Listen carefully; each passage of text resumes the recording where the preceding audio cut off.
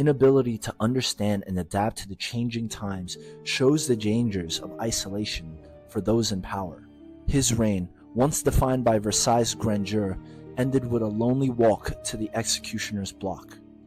A vivid reminder of what happens when leaders lose touch with their people and ignore the changing tides of history.